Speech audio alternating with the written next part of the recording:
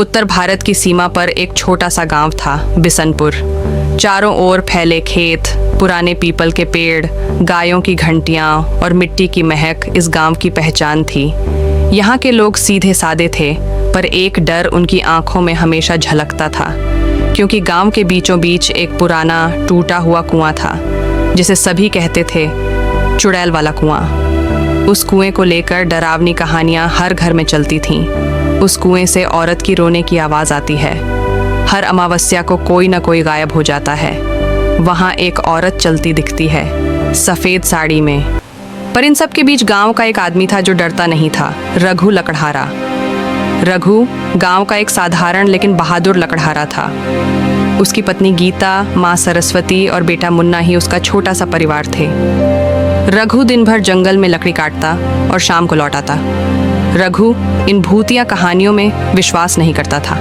वो अक्सर गीता से कहता, डर से जिंदगी नहीं चलती गीता, हम मेहनत से पेट पालते हैं, डर से नहीं। पर गीता डरती थी। हर अमावस्या की रात वह घर के सभी दरवाजे बंद करके दीपक बुझा देती और बेटे को सीने से लगाकर बैठ जाती। उसका डर अकारण नहीं था। पिछले साल उसके भाई गोविंद की लाश उसी कुएं के पास मिली थी। चेहरे पर खरोंचें, आंखें खुली हुई और होंठ पर खून। उस रात अमावस्या थी। पूरा गांव जैसे सांस लेना भूल गया था। कुएं की दिशा में कोई नहीं देख रहा था। रघु जल्दी लौट आया था। रात के खाने के बाद वो गहरी नींद में चला गया। अचानक वो चौंक कर उठ बैठा। पसीने से भीगा हुआ, दिल जोर जोर से धड़क रहा था। उसने सपना देखा, एक औरत सफ़ेद साड़ी में कुएं के पास खड़ी है और मुन्ना को गोद में लिए रो रही है। गीता उठ गई। देखा तो मुन्ना कराह रहा था। माँ, मुझे ठंडी लग रही है, वो मुझे बुला रही है। गीता कांप गई। वो आ गई रघु, अब वो हमारे बेटे को भी नहीं छोड़ेगी। अगली सुबह गांव में एक अजनबी साधु आया। लंबे बाल, गेरुए वस्त्र और आंखों में एक अजीब चमक। उसने चौपाल में बैठकर आंखें बंद कीं और धीरे धीरे बुदबुदाया, दुलारी, वो अब भी रो रही है। उसका दुख इतना गहरा है कि आत्मा को भी मुक्ति नहीं मिली। लोग चौंक गए। बाबूलाल, गांव का बुजुर्ग, पास आया और बोला, साधु बाबा, आप किसकी बात कर रहे हैं? साधु ने आंखें खोलीं और बोला, जिसे तुम चुड़ैल कहते हो, वो कभी इस गांव की सबसे मासूम लड़की थी। दुलारी, वो शिक्षित थी, सुंदर थी, सच्चे प्रेम में थी, पर समाज ने उसके प्रेम को पाप कहा और उसे कुएं में जिंदा जला दिया गया। साथ गांव में सन्नाटा छा गया। साधु ने आगे बताया, जमींदार का बेटा दुलारी से विवाह करना चाहता था, पर दुलारी तो एक निर्धन चरवाहे से प्रेम करती थी। जब उसने इनकार किया तो गांव वालों ने उसे डायन कह दिया। उसी कुएं में आग लगाकर उसे जला दिया गया और अब वो आत्मा वहां हर अमावस्या को लौटती है। रघु, जो दूर खड़ा ये सब सुन रहा था, अंदर से हिल गया। गीता बोली, रघु, यही कारण है कि हमारे बेटे को वो सपने में बुला रही है। शायद वो किसी को अपनी बात कहने के लिए ढूंढ रही है। रघु अब चुप नहीं बैठा। उसने अपने पिता का दिया हुआ पुराना ताबीज निकाला और कहा, अगर वो आत्मा बेगुनाह है तो उसे इंसाफ मिलना चाहिए, लेकिन अगर वो गांव वालों को मार रही है तो मैं उसे रोकूंगा। रात गहराती जा रही थी। हवाएं तेज हो चुकी थीं। रघु अकेले कुएं की ओर बढ़ा। कुएं के पास पहुंचते ही माहौल बदल गया। चारों तरफ घना अंधेरा, सूखी पत्तियों की सरसराहट और फिर एक औरत की धीमी आवाज, क्यों जलाया मुझे? मैंने क्या अपराध किया था? रघु कांप गया। उसने पूछा, तुम कौन हो? तभी कुएं से नीली रोशनी निकली और एक छाया बनी और वहां से आवाज आई, मैं हूँ दुलारी। मैंने सिर्फ प्रेम किया था, फिर भी मुझे पापिन कहा गया। हर अमावस्या में लौटती हूँ क्योंकि मेरी पीड़ा अब भी जिंदा है। मुझे कोई चाहिए था जो मेरी कहानी दुनिया तक पहुँचा सके। रघु बोला, मैं तुम्हारी बात लोगों तक पहुंचाऊंगा, पर क्या तुम मासूमों को डराना बंद करोगी? आत्मा शांत हो गई। फिर उसने एक कंगन कुएं से बाहर फेंका और बोली, यह मेरा है, इसे गांव वालों को दिखाओ और बताओ कि एक औरत का प्रेम कोई पाप नहीं होता। रघु घर लौटा। अगले दिन उसने चौपाल में सबके सामने वो कंगन दिखाया। साधु ने कहा, अब ये गांव तब तक शुद्ध नहीं होगा जब तक दुलारी को माफी नहीं दी जाती। 15 लोग सन्न रह गए। रघु ने अपने बेटे मुन्ना की तरफ देखा और गीता ने आंसुओं के बीच कहा, आज हमें एक औरत नहीं, इंसानियत का न्याय दिखाई दिया। अगली सुबह रघु चौपाल पर पहुंचा। लोगों की भीड़ थी। सब जानना चाहते थे कि रघु ने रात को क्या देखा। रघु ने कंगन निकाला और बूढ़े बाबूलाल बोले, हमें उसकी सच्चाई नहीं पता थी रघु, हम तो बस वो कर रहे थे जो हमें सिखाया गया। पर गांव के कुछ लोग अब भी डरे हुए थे।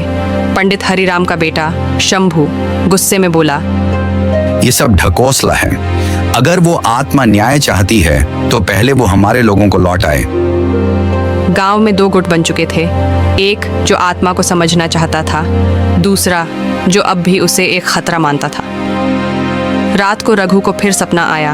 वही आवाज, वही रोशनी, वही कुआं। पर इस बार दुलारी के चेहरे पर गुस्सा था। तुमने कहा था लोग मेरी बात सुनेंगे, लेकिन वो आज भी मुझे चुड़ैल कहते हैं। रघु ने कहा, मैं कोशिश कर रहा हूँ दुलारी, लेकिन तुम बताओ क्या करूं? दुलारी ने गहरी सांस ली। उसकी आवाज एकदम शांत हो गई। तुम चाहते हो कि मैं बच्चों को सताना छोड़ दूं, तो मेरी पहली शर्त सुनो। उसे मेरे सामने लाओ जिसने मुझे झूठे इल्जाम में मरवाया था। वो अब भी जिंदा है इसी गांव में। रघु चौंक गया। तुम्हारा मतलब है जमींदार का बेटा? हाँ, विक्रम सिंह। वो अब भी तुम्हारे बीच घूमता है। इंसाफ की शुरुआत सच्चाई से होती है। रघु को अब एक नया काम मिला था। गांव में उस जमींदार के बेटे को ढूंढना जिसने दुलारी पर झूठा इल्जाम लगाया था। पर जमींदार का परिवार तो सालों पहले गांव छोड़कर चला गया था, या शायद नहीं। एक दिन बाबूलाल ने रघु से कहा, एक आदमी है जो हर पूर्णिमा की रात गांव के बाहर के खंडहर में आता है। सफेद कपड़े पहनता है, चेहरा छुपाए रखता है। कुछ लोग कहते हैं वो विक्रम सिंह ही है। रघु को अब इंतजार करना था। पूर्णिमा की रात का चांद साफ, हवा में सिहरन और सन्नाटा गहराता जा रहा था। रघु ने कमर में कुल्हाड़ी डाली, ताबीज पहना और गांव के बाहर के खंडहर की ओर निकल पड़ा। खंडहर की दीवारें टूटी हुई थीं, पर एक कोना साफ था। वहां एक आदमी बैठा था। रघु ने धीरे से पूछा, क्या आप विक्रम सिंह हैं? वो आदमी चौंका और बोला, तुम कौन हो? मुझे क्यों ढूंढ रहे हो? रघु गुस्से में बोला, मैं उस आत्मा की तरफ से आया हूं जिसे तुमने मारा था, दुलारी। मैंने उसे मारा नहीं था, मैंने सिर्फ उसकी बेइज्जती की थी। गांव ने उसे मारा। उसी झूठे आरोप की वजह से उसकी जान गई। अब वो आत्मा चैन से नहीं जी रही, और न तुम। आदमी ने कांपती आवाज में कहा, मुझे माफी चाहिए, लेकिन क्या वो आत्मा मुझे माफ करेगी? रघु अगली रात विक्रम को लेकर कुएं पर पहुंचा। कुएं के पास तेज हवा चल रही थी। चारों ओर पेड़ झूम रहे थे और उस नीली रोशनी ने फिर आकार लिया। दुलारी की आत्मा प्रकट हुई। उसने विक्रम को देखा और चीख पड़ी, तुम्हारे झूठ ने मुझे जला दिया विक्रम। क्या तुम्हें पता है मैंने कितनी रातें तड़प कर उस कुएं में बिताई?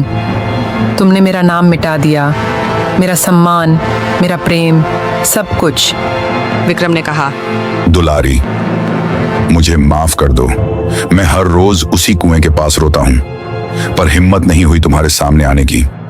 कुछ देर सन्नाटा रहा।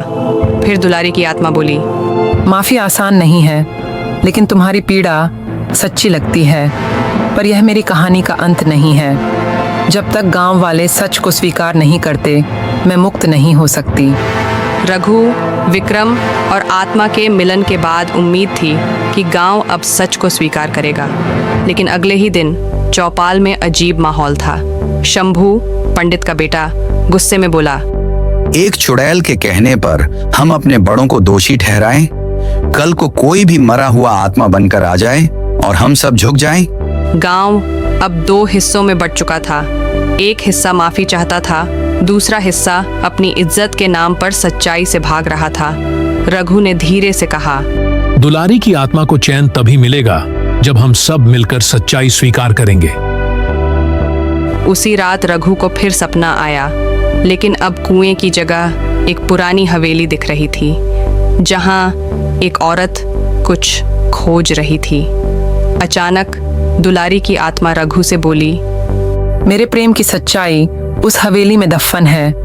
वहाँ कुछ ऐसा है जो साबित करता है कि मैं डायन नहीं, इंसान थी। अगले दिन रघु ने विक्रम से पूछा, क्या तुम्हें पता है उस हवेली का जो पुराने कागजात से भरी है? विक्रम कांपते हुए बोला, हाँ, वो हमारे पुरखों की हवेली है। वहां कभी दुलारी के पिता गांव के स्कूल में शिक्षक थे।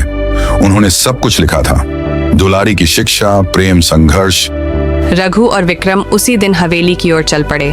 पुरानी हवेली जर्जर हो चुकी थी, दीवारों पर फफूंदी, छत टपक रही थी और अंदर सांप और चूहे घूमते थे। लेकिन एक कमरे में एक पुरानी अलमारी सलामत थी। रघु ने दरवाजा खोला और उसमें पड़ी फाइलों को टटोलना शुरू किया। तभी विक्रम को एक नीला रजिस्टर मिला। उस पर लिखा था, दुलारी देवी, छात्रवृत्ति और सामाजिक बहिष्कार। रघु ने पन्ने पलटे। उसमें गांव की पंचायत द्वारा दी गई सजा, गांव वालों के दस्तखत और दुलारी के पिता का पत्र था। मेरी बेटी ने पाप नहीं किया, उसने प्रेम किया है। यदि यही पाप है तो वह मैं भी कर चुका हूँ, लेकिन समाज ने मुझे शिक्षक माना, मेरी बेटी को डायन बना दिया। रघु की आंखें भर आईं। यह दस्तावेज तो सब कुछ साफ कर देता है। ये दुलारी की बेगुनाही का सबूत है। रघु ने फाइल लेकर गांव की पंचायत के सामने पेश किया। पंचायत के प्रधान बोले, ये दस्तावेज सही है। उस दिन हम सब डर गए थे जमींदार की ताकत से। दुलारी निर्दोष थी, पर हमने उसकी आवाज नहीं सुनी। शंभू अब भी इनकार कर रहा था। हमारे बाप दादा जो भी करें, क्या हम उसकी सजा भुगतें? वो आत्मा अब भी हमारे बच्चों को डराती है। रघु ने जोर से कहा, क्यों डरती है? क्योंकि हम आज भी उसे चुड़ैल बुलाते हैं। अगर तुम चाहते हो कि यह सिलसिला रुके, तो अपने भीतर के डर को खत्म करो। रात को फिर रघु को सपना आया। इस बार दुलारी की आत्मा शांत लग रही थी। तुमने मेरी सच्चाई लोगों तक पहुंचाई, लेकिन अब मेरी दूसरी शर्त है। रघु धीरे से बोला, क्या?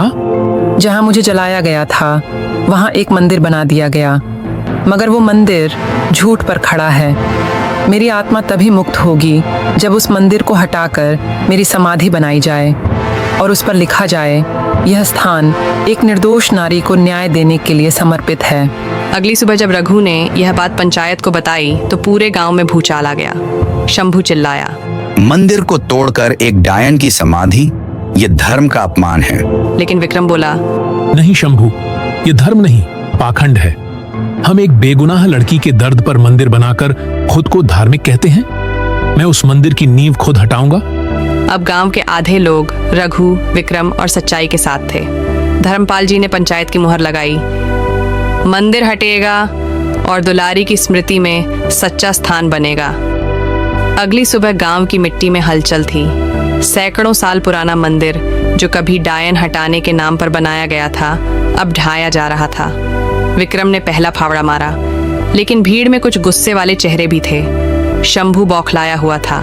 जो लोग मंदिर गिरा रहे हैं, वो इस गांव का विनाश कर रहे हैं। वो चुड़ैल हमें नहीं छोड़ेगी। गांव अब एक बार फिर डर और इंसाफ के बीच फंस गया था।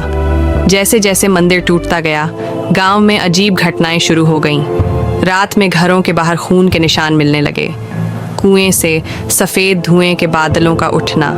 एक किसान की गाय, बछड़ा और बच्चा तीनों रातों रात गायब। लोगों में अफवाह फैल गई, अब वो आत्मा गुस्से में है, अब कोई नहीं बचेगा।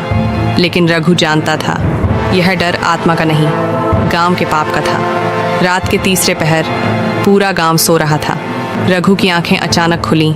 आसमान में बादल, हवाएं तेज और हर दिशा में एक ही शब्द गूंज रहा था, सच्चाई, सच्चाई, सच्चाई। वो घर से बाहर भागा। उसने देखा पूरा कुआं नीली आग में जल रहा था और आग के बीच खड़ी थी दुलारी की आत्मा, अब और भी भयावह रूप में। चेहरा अधझला, बाल बिखरे, आंखों से खून के आंसू बहते हुए। गांव वाले बाहर निकल आए। शंभू चिल्लाया, मैंने कहा था, ये आत्मा नहीं रुकेगी, अब ये सबको ले जाएगी। लेकिन रघु चिल्लाया, नहीं, ये इंसाफ की आखिरी मांग है। दुलारी की आत्मा चीखी, मंदिर का ढांचा टूटा, पर क्या मेरे साथ हुआ अन्याय भी मिट गया?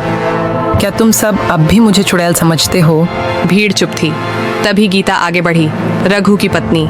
उसने आत्मा से कहा, तू बहन थी, बेटी थी, प्रेमिका थी।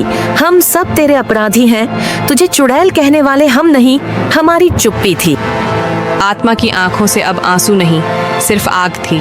उसने हवा में हाथ उठाया और चिल्लाई, अब फैसला में नहीं, आग करेगी।